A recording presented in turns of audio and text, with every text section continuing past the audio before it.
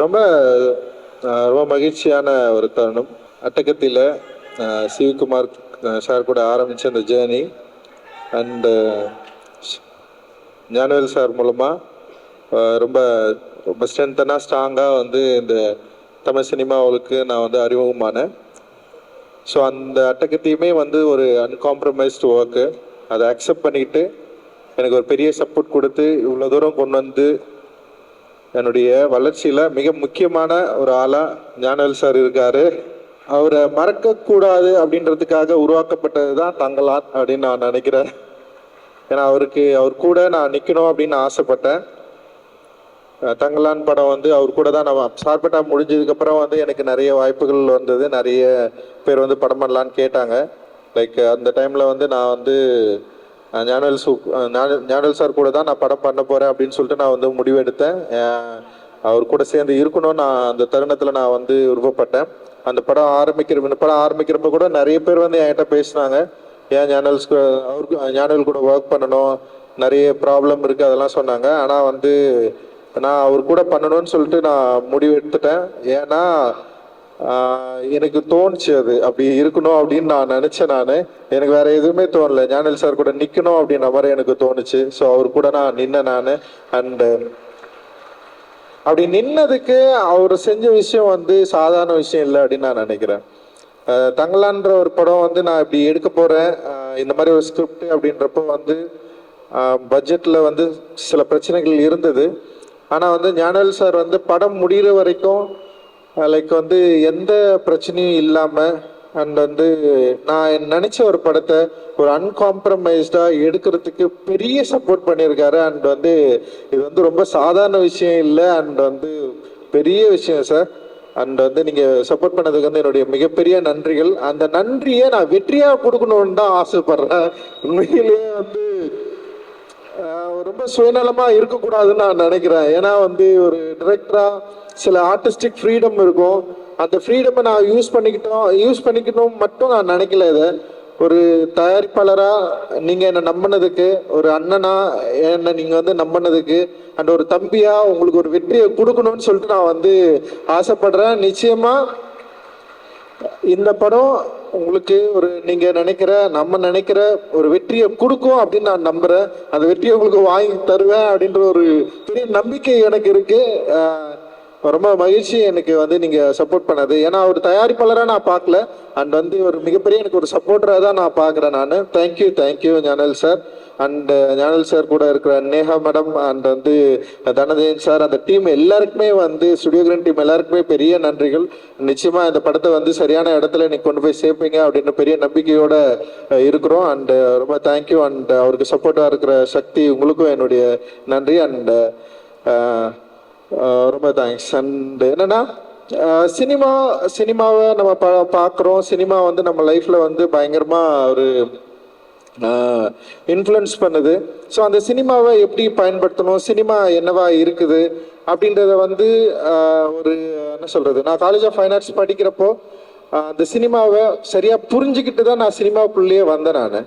நான் ஏதோ கமர்ஷியல் திரைப்படங்களை பார்த்து இல்லை வந்து நிறைய டைரக்டர்ஸ் வந்து சொல்லுவாங்க, சின்ன வயசுலேருந்தே படம் பார்த்தாங்க, சின்ன வயசுலேயே தியேட்டருக்கு போவாங்க, படமாக பார்த்துட்டு இருப்பாங்க, பார்த்து படம் பண்ண வந்தேன்னு வந்து சொல்லுவாங்க. ஆனால் நான் அப்படி இல்லை. நான் காலேஜ் ஆஃப் ஃபைன் ஆர்ட்ஸ் உள்ள போனதுக்கப்புறம் தான் ஃபர்ஸ்ட் டைம் ஃபிலிம் ஃபெஸ்டிவல்னு சொல்லிட்டு ஒன்று நடத்துனாங்க. அந்த ஃபிலிம் ஃபெஸ்டிவலில் நான் பார்த்த உலக திரைப்படங்கள் தான் என்னை வந்து உருவாக்குச்சு. நான் இங்கே வந்து நின்றுருக்கேன்.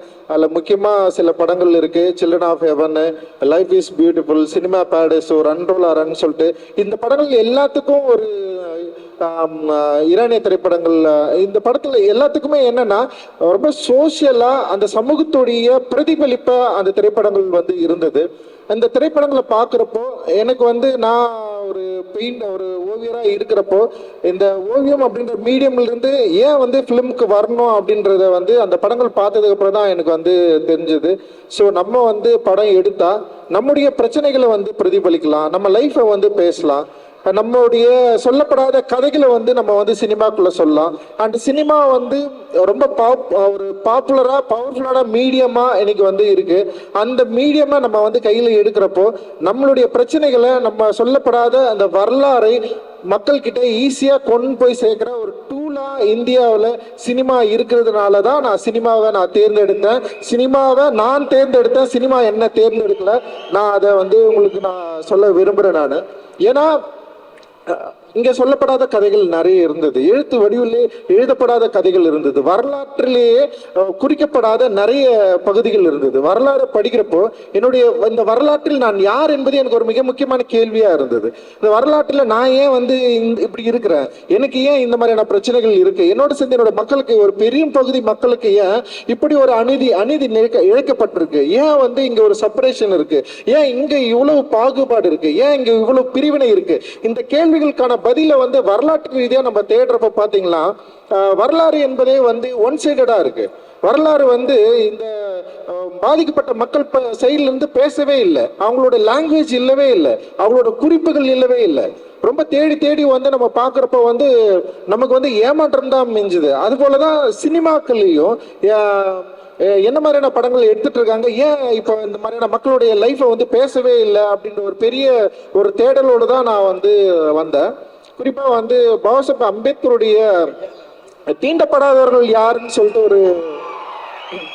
ஒரு புத்தகம் இருக்கு. அந்த புத்தகத்தை படிக்கிறப்பதான் ஒரு ஆய்வாளன், ஒரு வரலாற்று ஆய்வாளன் மறைக்கப்பட்ட வரலாறை ஏன் உருவாக்க வேண்டிய தேவை இருக்கு, வரலாறு என்பது இங்க என்னவா இருக்கு, வெறும் வந்து வரலாறு என்பது மரபிரியா வந்து இல்ல வந்து இங்க ஏற்கனவே வந்து கல்வெட்டுகள்ல குறிக்கப்பட்ட எழுத்துக்கள் மட்டும்தான் வரலாறா, அல்லது சொல்ல விடாம மறைக்கப்பட்ட வரலாறை நம்ம எப்படி வந்து திருப்பி உருவாக்கி கொடுக்கிறது. ஸோ ஒரு வரலாற்று ஆய்வாளனுக்கு அவனுடைய உணர்வும் அவனுடைய கற்பனையும் எவ்வளவு முக்கியம். அப்படி இருக்கிறப்ப அந்த உணர்வு அப்படின்றது வந்து தான் சொல்லப்படாத இருக்கிற பக்கங்களை தேடி கண்டுபிடித்து தன்னுடைய கற்பனையினுடைய உத்தியால அதை மீள் உருவாக்கம் செய்யறது வந்து இந்த சமூகத்துக்கு மிக முக்கியமான தேவை அப்படின்றத வந்து அவர் ஒரு டிக்ளேர் பண்றாரு.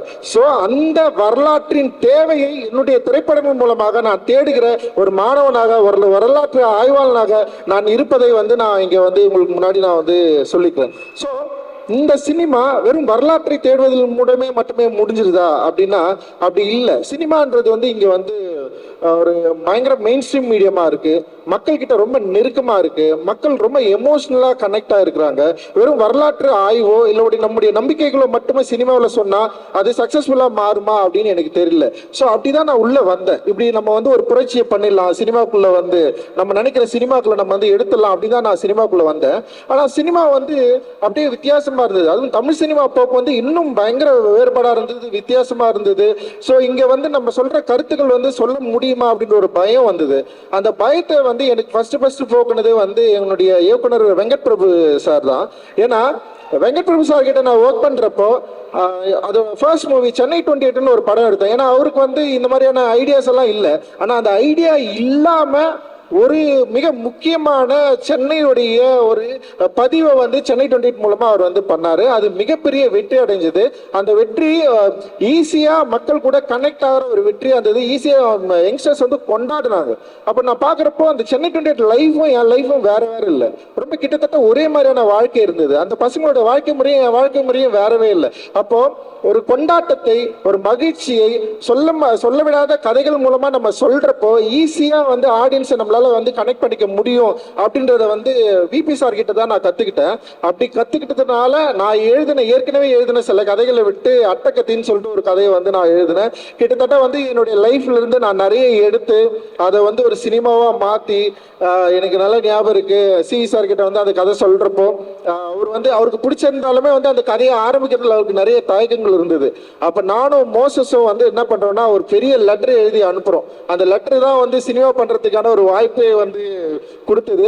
ஸோ அந்த லெட்டர்ல வந்து என்னோட கான்ஃபிடென்ட்டை சொன்னேன், இந்த சினிமா வந்து டெஃபினட்டா மக்களுக்கு வந்து பிடிக்கும், நாங்க வந்து எங்க ஒரு கிரவுண்டை தான் எதிர்பார்த்துட்டு இருக்கோம், நாங்க பிளேயர்ஸ் ரெடியா இருக்கிறோம், எங்ககிட்ட வந்து பால் வந்தா டெஃபினட்டா வந்து நாங்க கோல் அடிச்சிருவோம்னு சொல்லிட்டு ஒரு லெட்டர் ஒன்று எழுதி அனுப்பிச்சேன். அந்த லெட்டர் தான் வந்து அந்த படம் எடுக்கிறதுக்கான ஒரு வாய்ப்பு இருந்தது. மோசஸ் அவன் தான் எழுதினான், அதை இங்கிலீஷ்ல, அவனுடைய இங்கிலீஷ்ல எழுதினான்.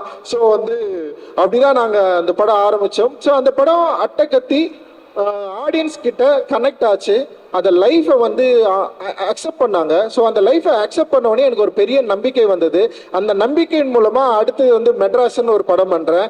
மெட்ராஸ் படம் பண்ணுறப்போ ஃபர்ஸ்ட் படத்தில் எனக்கு சில பயங்கள்லாம் இருந்தது. ஆனால் மெட்ராஸ் படம் பண்ணுறப்போ ஞானல் சார் கிட்ட சொன்னேன், இந்த படம் நிச்சயமாக ஒடுக்கப்பட்ட மக்களை பற்றி தான் நான் எடுக்கிறேன். இது வந்து ஒரு தலித் பெர்ஸ்பெக்டிவ் படம் தான், நீங்கள் இதை புரிஞ்சுக்கணும்னு சொல்லிட்டு சொல்லி புரிய வச்சு அண்ட் ஞானல் sir and Prabhu and Karthi sir 3 பேருக்குமே வந்து நான் வெளிப்படையாக நான் சொன்னேன். ஏன்னா அப்படி சொல்லாமல் எடுக்கிறதுனால சில பிரச்சனைகள் வரலாம். ஆனால் நான் வந்து இதுதான் இப்படிதான் ஒரு படம் எடுக்க போகிறேன், இதுதான் நான் சொன்னேன். அதை சரியாக புரிஞ்சுக்கிட்டு எனக்கு வந்து ஒரு பெரிய ஒரு கமர்ஷியலான ஒரு பெரிய வெற்றியை கொடுக்குற ஒரு மெட்ராஸ் என்ற ஒரு பெரிய ஸ்டேஜை வந்து எனக்கு வந்து ஏற்படுத்தி கொடுத்தாங்க. அப்படிதான் வந்து மெட்ராஸ் வந்து உருவாச்சு. அண்ட் வந்து அதுக்கப்புறம் வந்து கபாலி அண்ட் வந்து உங்களுக்கே தெரியும் சூப்பர் ஸ்டார் அவர்கள் மெட்ராஸ் என்ற ஒரு படம் அவருக்கு பிடிச்சதுனால தான் என்னை கூப்பிட்டு கொடுத்தாரு. எனக்கு வந்து அவர் கூட ஒர்க் பண்ணுறதுல பயம் இருந்தது. பட் ஆனால் வந்து அவருக்கு மெட்ராஸ் ரொம்ப பிடிக்கும், என்னுடைய அரசியல் ரொம்ப பிடிக்கும். அப்படிதான் எனக்கு வந்து கபாலி கொடுத்தாரு. கபாலி வெற்றி அடைஞ்சதுனால தான் வந்து காலான்ற ஒரு படத்தை வந்து கொடுத்தாரு. அந்த படத்தை ஒட்டி தான் வந்து சார்பட்டா பரம்பரை. ஸோ இப்படி தான் அதுக்கப்புறம் வந்து நட்சத்திரம் நகர்கிறது அண்ட் தம்மம் இதெல்லாமே நான் வந்து ஒர்க் பண்ணேன். இது எல்லாமே என்னன்னா என்னுடைய தேடல் தான், வரலாற்றில் நான் யார் என்பதை தேடுகிற படங்களாக தான் இது எல்லாமே இருந்தது. ஸோ இப்படி இருக்கிறப்ப தான் வந்து விக்ரம் சார் வந்து என்னை வந்து கூப்பிட்டாரு. நம்ம வந்து சார்பட்டா படம் முடிஞ்சதுக்கப்புறம் வந்து சேர்ந்து ஒர்க் பண்ணலான்னு சொன்னார். எனக்கு வந்து ஏன்னா விக்ரம் சாரை வந்து எனக்கு பல வடிவங்களில் பிடிக்கும், பல கேரக்டர்லாம் பிடிக்கும். அவர் வந்து எப்படின்னா மற்ற கமர்ஷியல் ஆக்டர்ஸ் மாதிரி நான் வந்து சாரை நான் பார்த்ததில்லை. ஏன்னா அவர் வந்து அந்த கேரக்டருக்காக தன்னை வந்து என்ன சொல்றது அதை மாற்றிக்கிற விதம் இருக்குது இல்லை. இப்போ ஐ படத்துல வந்து ஒரு சின்ன போர்ஷன் தான் வரும், அதுக்காக வந்து ஒருத்தர் வந்து இப்படி ஒருத்தர் நிற்பாரா, கிறிஸ்டியன் பெல் மாதிரி ஒருத்தர் வந்து ஒல்லி ஆகி இந்த அளவுக்கு மயக்கம் அடைகிற அளவுக்கு பல்லெல்லாம் விழுந்து இப்படி ஒரு ஆக்டர் வந்து பண்ண முடியுமா அப்படின்றது இருக்குல்ல. அண்ட் வந்து இந்த கலையை நேசிக்கிற ஒரு பயங்கரமான ஒரு கலைஞன் கூட வந்து சேர்ந்து ஒர்க் பண்றது வந்து இட் இஸ் நாட் அது ரொம்ப ஈஸியானது கிடையாது. எனக்கு ரொம்ப சவாலாக இருந்தது. நான் யோசித்தேன், ஏன்னா விக்ரம் சார் மாதிரி ஆட்கள்லாம் முதல்ல வந்து நம்ம ஒர்க் பண்ணுறப்ப ஃபர்ஸ்ட் நம்ம சொல்கிறத அவர் கேட்கணும், அவர் கேட்பாரா.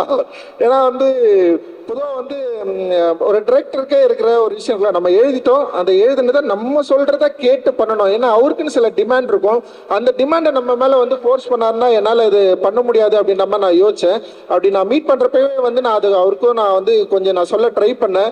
அப்புறம் வந்து அது அவர் புரிஞ்சுக்கிட்டாரு அப்படின்னு நினைக்கிறேன். அப்புறம் நான் சூர்யனா கிட்ட நான் சொன்னேன், நான் பர்சனலாக நான் இந்த மாதிரி ஒரு ஆள்னா நான் வந்து கொஞ்சம் இப்படி எதிர்பார்ப்பேன் அப்படின்னு சொன்னேன். இல்லை அவர் என்ன சொன்னார்னா, நீங்கள் ஒன்றும் கவலைப்படாதீங்க, விக்ரம் சார் பயங்கர சப்போர்ட்டிவாக இருப்பார் அப்படின்னு சொன்னாரு.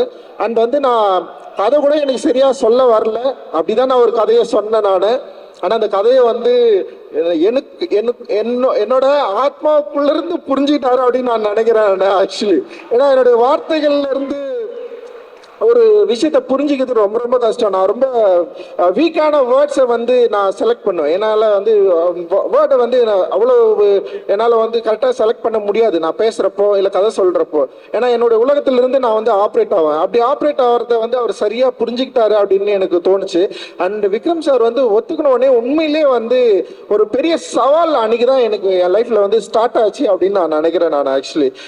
ஏன்னா ஒரு ஒரு ஒரு கலைஞன், ஒரு அச்சாசலான ஒரு கலைஞன், ஒரு ஆர்ட்டுக்காக தன்னை அர்ப்பணித்தவரை நான் வந்து ஹேண்டில் பண்ணுறது வந்து it is not a easy choice. And வந்து அது வந்து அவ்வளோ கஷ்டமான ஒரு விஷயம் அப்படின்றது எனக்கு தெரியும். ஸோ அவரை வந்து இந்த கதாபாத்திரங்களில் வந்து கதாபாத்திரமாக மாற்ற வைக்கிறது அப்படின்றது ஒரு பெரிய சேலஞ்சாக நான் வந்து யோசித்தேன். ஸோ அவருக்கு அதை கொடுக்கணும், அதே நேரத்தில் ஒரு ஜனரஞ்சகமாக மக்கள்கிட்ட ஈஸியாக அப்ரோச் பண்ணுற ஒரு வடிவமாகவும் அந்த கதை இருக்கணும் அப்படின்னு நான் நினச்சி தான் வந்து அந்த கதையை வந்து நான் ஒர்க் பண்ணேன். அந்த கதையை எழுதி முடிச்சதுக்கு அப்புறம் வந்து அந்த கதை வந்து என்னை வந்து பல இடங்கள்ல வந்து என்னை வந்து டிராவல் பண்ணிச்சு. நான் நிறைய விஷயங்களை வந்து நான் வந்து தெரிஞ்சுக்கிட்டேன். அந்த கதை எழுதுறப்போ என் கூட இருந்த தமிழ் பிரபா அண்ட் வந்து அழகிய பெரியவன் அண்ணா இவங்க கூட வந்து பெரிய டிஸ்கஸ் பண்ண. தமிழ் பிரபாவும் எனக்கும் வந்து பெரிய டிஸ்கஷன் ஆச்சு. அண்ட் அந்த கதையை படிச்சுட்டு வந்து தினகர் இருக்கான், அவன் வந்து ஏன்டா இந்த மாதிரி ஒரு கதையை வந்து செலக்ட் பண்ணி பண்றலாம் நிறைய வந்து அவன் கேட்டே இருந்தான். ஏன்னா வந்து இந்த கதைக்குள்ள பல சிக்கலான விஷயங்களும் இருக்கு, அதே நேரத்தில் வந்து ஒரு ஃபேண்டசி மீடியத்தை வந்து ஹேண்டில் பண்ண போறோம், ஒரு புதிய உலகத்துக்குள்ள நுழைய போறேன். ஏன்னா எனக்கு வந்து இந்த மேஜிக்கல் ரியலிசம் ரொம்ப ரொம்ப பிடிக்கும். அந்த மேஜிக்கல் ரியலிசத்தை வந்து கொஞ்சம் இந்த கதையில வந்து ஹேண்டில் பண்ணலாம் அப்படின்ற மாதிரி வந்து நான் ட்ரை பண்ற ஒரு புதிய ஜானரை நோக்கி இந்த படம் போகுது அப்படின்னு எனக்கு தெரியும். ஸோ அப்படி அந்த உலகத்துல நுழையிறப்போ எனக்கு வந்து ரொம்ப சப்போர்ட்டிவா இருந்தது இவங்க எல்லாருமே தான். அண்ட் வெரி கான்ஃபிடென்ட்டா இருந்தது. அந்த கான்ஃபிடென்ட்டோட தான் வந்து நான் இந்த படத்துக்குள்ள போனேன். அண்ட் வந்து விக்ரம் சார் வந்து அதை ரொம்ப பயங்கரமா ஈஸியா மாத்தினாரு என்ன செட்ல. அது வந்து ரொம்ப சாதாரண விஷயம் இல்லை. இந்த ஃபர்ஸ்ட் டேவே வந்து நான் எதிர்பார்த்த ஒரு தங்கலானா வந்து அப்படி நின்னாரு அவரு. அந்த ஒரு காடையனா வந்து நின்னாரு. It is not a easy, very tough. ஒரு காடையன், அதாவது தங்கலான் வந்து கொஞ்சம் பீரியடுக்கு முன்னாடி, காடையன் இன்னும் பின்னாடி. அப்படி இன்னும் பின்னாடி இருக்கிறப்போ வந்து காடையனுடைய உடல் வடிவமைப்பு அண்ட் வந்து அதோட ஸ்டேஜிங் இது எல்லாமே அண்டு படம் ஷூட் போறதுக்கு முன்னாடி வந்து ரிஹர்சல்ஸ் வந்து இருந்தது. அதுக்கும் வந்தாரு. ஒரு பெரிய பயங்கர சப்போர்ட்டிவா இருந்தாரு. அண்ட் அந்த படத்தை வந்து அவர் நடிக்கிறப்போல அது வந்து ஒரு பெரிய ஒரு ஆக்சுவலி வந்து ஒரு ஸ்கூல் மாதிரி தான் எனக்கு வந்து தெரிஞ்சது. ஒரு ஒரு ஆர்டிஸ்ட்டை ஒரு ஹேண்டில் பண்றது வந்து எப்படி அப்படின்றத வந்து நான் வந்து கத்துக்கிட்டேன். ஆக்சுவலி பயங்கரமா ஒரு என்ன சொல்றது, ஒரு ஒரு ஆசிரியரை ஷேப் பண்றது வந்து it is not easy, right? நம்ம வந்து ஒரு மாணவனை ஷேப் பண்ணலாம். ஒரு ஆசிரியரா இருக்கிறவர் வந்து நம்ம வந்து அவரை வந்து ஸ்டேஜ் பண்றது, நடிக்க வைக்கிறது, அவர் நம்ம சொல்றதை கேட்கறது. இப்ப அவரே சில விஷயங்கள் சொல்லுவாரு, ரஞ்சித் இப்படி பண்ணலாமான்னு. எனக்கு என்ன பண்ணணும்னா வந்து அப்படி கேட்டாருன்னு சொல்லிட்டு யோசிச்சு பண்ண வேணான்னு தான் சொல்லுவேன். சார் வேணாம் சார், இதுதான் எனக்கு வேணும் அப்படின்னு சொல்லுவேன் நான்.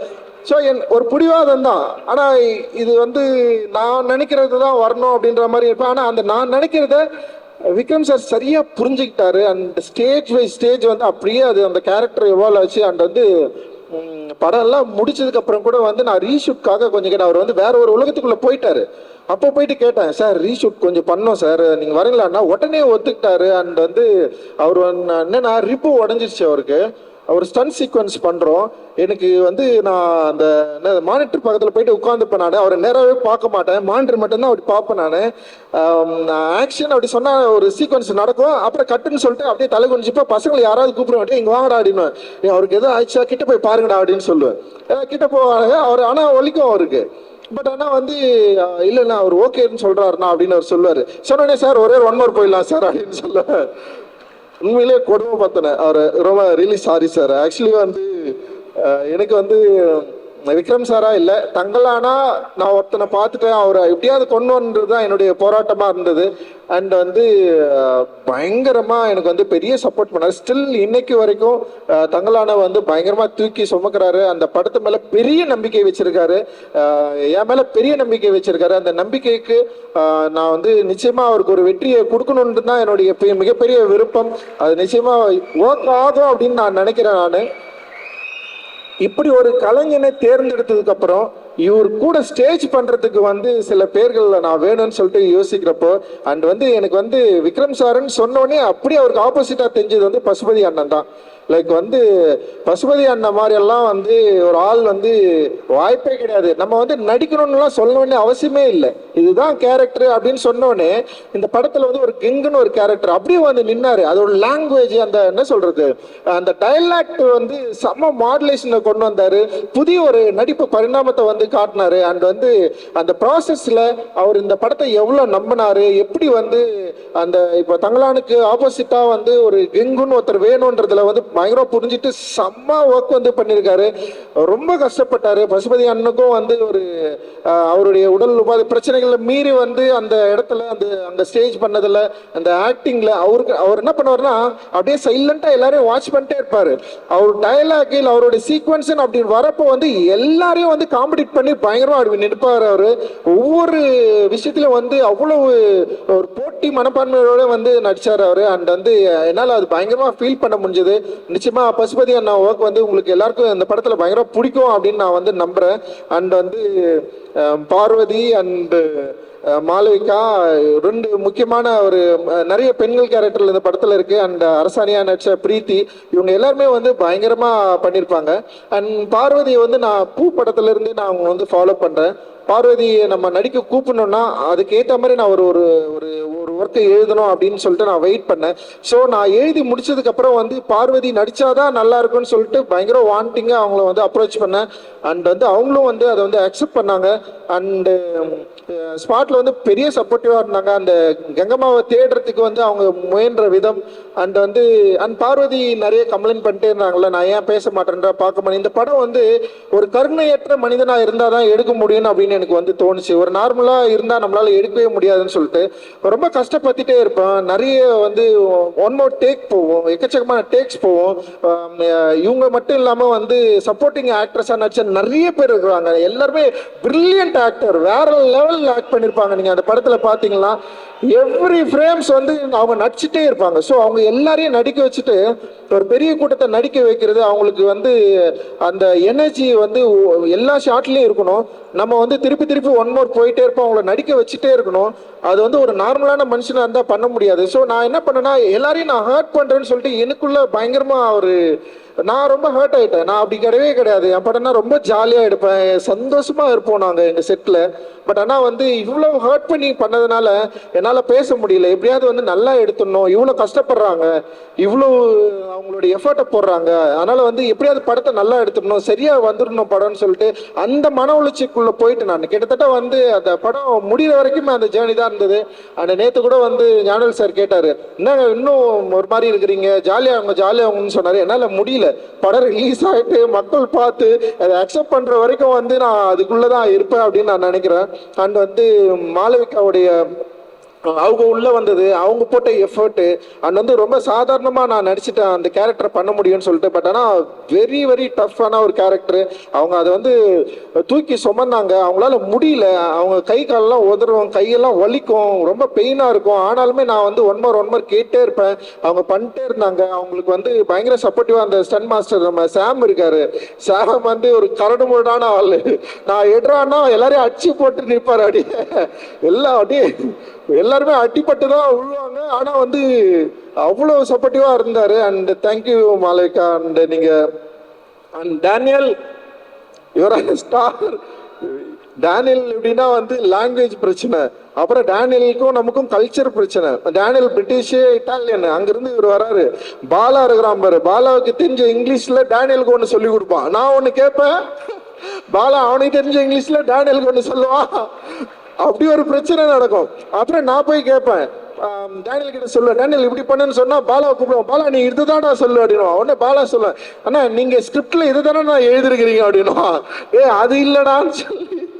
ஸோ ஒரு அண்ட் டேனியல் வந்து அந்த கேரக்டர் வந்து வேற மாதிரி வந்து ஒர்க் பண்ணியிருப்பாரு. Thank you Daniel. And Hari and Asokan. ஹரியெல்லாம் வந்து நான்லாம் யோசிக்கவே மாட்டேன். நான் ஒரு கேரக்டர் எழுதிட்டேன், இது பண்ணணும், அரியால முடியும்னா அவன் பண்ணுவான்.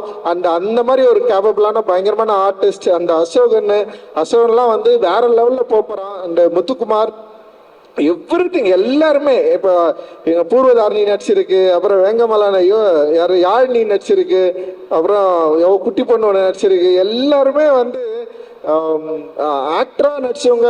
முக்கியமாக என்னென்னா அந்த பேக்ரவுண்ட் ஆர்டிஸ்ட். ஏன்னா இவங்க எல்லாருமே வந்து என்னென்னா பேக்ரவுண்ட் ஆர்டிஸ்ட்டை நீங்கள் பார்த்தீங்கன்னா படத்தில் வந்து ரொம்ப சாதாரணமாக அவங்களுடைய வேலையை ரொம்ப பயங்கரமாக பண்ணியிருப்பாங்க. வேற லெவல் எக்ஸ்டர்னல் ஒர்க். அந்த அவங்க பட்ட கஷ்டம் அதெல்லாம் ரொம்ப சாதாரண விஷயம். அதெல்லாம் வந்து நம்ம வந்து சொல்ல முடியும். அடிபட்டு ஓடுவான் ஒருத்தனை அப்படியே பார்க்காம கண்டுக்காமல் திரும்பிடுவேன் நான். அப்படி ஒருத்தர் மயக்கச்சி விழுந்துருவாரு, நான் என்ன பண்றதுன்னே தெரியாது. ஆனா வந்து உடனே நான் வந்து ஷூட் ஆரம்பிக்கணும். ஸோ அந்த அளவுக்கு வந்து ஒரு மோசமாக தான் நடந்துக்கிட்டேன். Really sorry. நீங்க ஆனா பெரிய லெவலில் எனக்கு வந்து சப்போர்ட் பண்ணீங்க. அண்டு தேங்க்யூ ரொம்ப நன்றி. அண்ட் வந்து என்னுடைய டெக்னீஷியன்ஸ் வந்து அண்ட் கிஷோர் வந்து என்னுடைய கனவை சுமந்த கிஷோர்னு நான் சொல்லலாம். கிஷோராக இருக்கட்டும், அந்த எடிட்டர் இருக்காங்கல்ல செல்வா, 2 பேரும் வந்து பயங்கர. அந்த ஆர்ட் டைரக்டர் வந்து மூர்த்தி சாரு வேற லெவலில் வந்து அவங்க எல்லாமே வந்து எனக்கு வந்து பெரிய சப்போர்ட் பண்ணாங்க. அப்புறம் வந்து உமா இருக்காங்க, அண்ட் வந்து அறிவு அண்ட் மௌனன் யாத்திரிகன் அண்ட் எல்லாருமே வேற லெவலில் வந்து நமக்கு வந்து சப்போர்ட் பண்ணாங்க. அண்ட் மியூசிக் டைரக்டர் வந்து அண்ட் ஜிவியை பொறுத்த வரைக்கும் என்னன்னா, எனக்கு வந்து நான் சந்தோஷ் கூட தொடர்ந்து ஒர்க் பண்ணதுனால எனக்கு ஒரு ஒர்க் ஸ்டைல் இருந்தது. அண்ட் ஜிவி சார் எப்படின்னா வந்து பயங்கரமான ஒரு ஃப்ரெண்ட்லியாக ரொம்ப என்ன சொல்றது, அவரோட டியூன்லாம் என்னை கூப்பிட்டு உட்கார வச்சு இப்படி பண்ணலாம் அப்படி பண்ணலாம்னு சொல்லி லிரிக் இது மாதிரி எல்லா விஷயத்துலையும் வந்து பயங்கர ஃப்ரீடமாக இருந்தார். அண்ட் என்னன்னா, நான் என்ன நினைக்கிறேன், நான் என்ன சினிமா உருவாக்க நினைக்கிறேன், என்னோட ஃப்ளேவர் என்ன, எனக்கு என்ன இருக்கிற ஒரு பாலிடிக்ஸை சரியாக புரிஞ்சுக்கிட்டு அவருடைய அந்த வரிகள்ல இருந்து அந்த மியூசிக்ல இருந்து அந்த படத்தை வந்து உருவாக்குறதுல வந்து மிகப்பெரிய சப்போர்ட்டிவாக இருந்தார். அண்ட் என்னை சரியாக புரிஞ்சுக்கிட்டாரு, என்னோட எமோஷனை ரொம்ப கரெக்டாக புரிஞ்சுக்கிட்டு மியூசிக்காக வந்து வெளிப்பட்டிருக்காரு. அண்ட் அவரோட டீம் வேற லெவல் டீம் அவர் வந்து வச்சிருக்காரு. அண்ட் வந்து அவங்களுக்கு எல்லாருக்குமே நான் இந்த வகையில் இந்த டைம்ல வந்து நான் தேங்க்ஸ் சொல்லிக்கிறேன். அண்டு பெரிய சப்போர்ட் என்னுடைய அண்ட் உதவி இயக்குனர்களுக்கு எல்லாருக்குமே நன்றி. எல்லாரும் வந்து உங்களை வாழ்த்துறாங்க. அதே மாதிரியே நீங்கள் எல்லாருமே நல்ல படமாக எடுத்து பெரிய லெவலில் வரணும் அப்படின்னு நான் நினைக்கிறேன். அண்டு நிறைய இப்போ ஸ்டில் ராஜா அண்ணன் அண்டு வந்து இப்போ ஸ்ரவன் காஸ்டியூம் டிசைனர் அனிதா மனைவி அனிதா வந்து காஸ்டியூம் டிசைன் பண்ணியிருக்காங்க. அண்ட் ஏகாம்பரம் வந்து பண்ணியிருக்காங்க. அண்டு பயங்கரமாக சூப்பரான ஒர்க். அண்டு நான் மகிழ்ச்சி சிரிக்கிறேன் அடி என் பொண்ணு சிரிக்கிறேன்.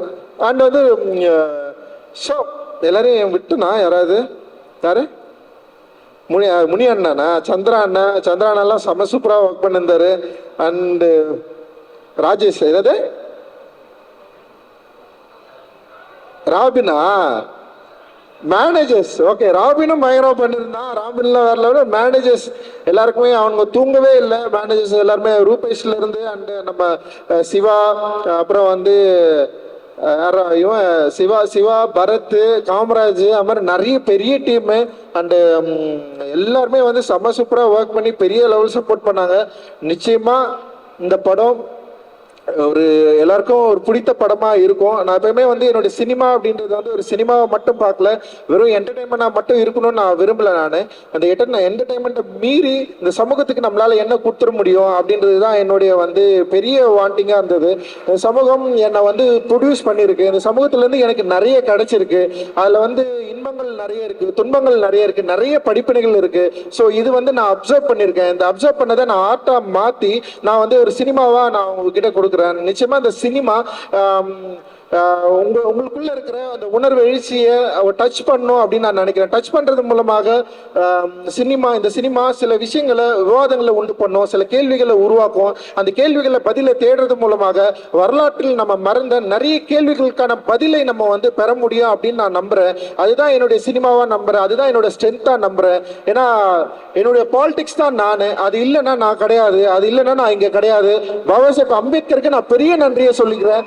அவர் இல்லைன்னா நான் கிடையவே கிடையாது. அவர் தான் என்னை வந்து இவ்வளவு தூரம் நீ உன்னுடைய சமூகத்துக்காக உன்னுடைய மக்களுக்காக நீ பேசியே ஆகணும்னு சொல்லிட்டு என்னை புஷ் பண்ணி என்னை வந்து இந்த ஸ்டேஜில் வந்து நிற்க வச்சிருக்காரு. ஸோ அவருடைய வாய்ஸா, அவருடைய மாணவனா, அவருடைய சீடனா நான் தொடர்ந்து இயங்குவேன் அப்படின்றது தான் என்னுடைய வந்து ஒரு பெரிய லட்சியம் அண்ட் குறிக்கோள். அதுதான் என்னுடைய பெரிய விருப்பமாக இருக்கு. இந்த நேரத்தில் நான் வந்து எல்லாருக்குமே நன்றியை தெரிவிச்சுக்கிறேன். அண்டு என் அம்மாவுக்கு ரொம்ப நன்றி. என் அம்மா வந்து எப்படி என்னை பார்க்குறாங்கன்னு கூட எனக்கு தெரியாது. ஏன்னா அவங்களுக்கு சின்ன வயசில் அவங்க ரொம்ப கொஞ்சம் ஒரு பையனாக நான் இருந்தேன். அதுக்கப்புறம் வந்து இப்போ அவங்க எப்படி என்னை பார்க்குறாங்கன்னு தெரியாது. பட் அவங்க விட்டு விலகி நான் ரொம்ப தூரம் வந்துட்டேன். ஆனாலுமே வந்து அம்மான்ற ஒரு இருக்குல்ல, அது செம சூப்பராக எமோஷ்னலானது. அது அவங்க கிட்ட பேசுகிறப்போ ஒரு சின்ன ஒரு ஆசுவாசம் கிடைக்கும். அப்போதான் நான் ஒரு பையனாவே உணர்வேன், அப்போதான் நான் மனுஷனாவே உணர்வேன். அது வரைக்கும் நான் மனுஷனாவே இல்லை, ஏதோ ஒரு ஜோன்ல எப்படி ஏதோ ஒரு வாழ்க்கையை நான் வாழ்ந்துட்டு இருக்கிறேன். ஆக்சுவலி அப்படியே போயிட்டு இருக்கிறேன் நான். அண்ட் வந்து அது என் அம்மா கிட்ட பேசுறப்போ நான் ஒரு சின்ன பையனா, ஒரு பிள்ளையா அப்படி வந்து அம்மா கிட்ட இருக்கிறேன். என் அம்மா ஆடுறாங்க. அதாவதுமா ஸோ அப்புறம் விஎஃப்எக்ஸ் டீம் இது மாதிரி நிறைய பேர் வந்து பெரிய அளவில் வந்து உழைச்சிருக்கோம். அண்டு டிசைனர் கபிலனுக்கு வந்து நான் பெரிய நன்றியை தெரிவிச்சுக்கிறேன். கபிலனோட ஒர்க் வந்து ஃபெனாமினல். போஸ்டர் டிசைன்லாம் வேற லெவலில் வந்து அவன் கலக்கிட்டு இருக்கான். இன்னைக்கு வந்து இந்த படத்தை வந்து வேற லெவலில் வந்து அப்ரோச் பண்ணிருக்கான். அண்டு சவுண்ட் டிசைனர் ரூபன் வந்து ஒரு லைவ் சவுண்டை வந்து பயங்கரமாக அச்சீவ் பண்ணியிருக்காரு. இந்த படத்துக்கு அப்புறம் ரூபனோட பேர் வந்து டெஃபினட்டாக இன்டர்நேஷ்னல் லெவலில் வந்து பேசப்படும் அப்படின்னு நான் நினைக்கிறேன்.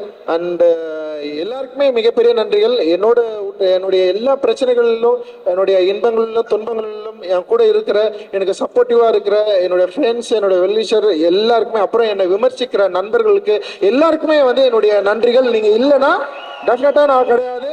And thank you all. Jai beam.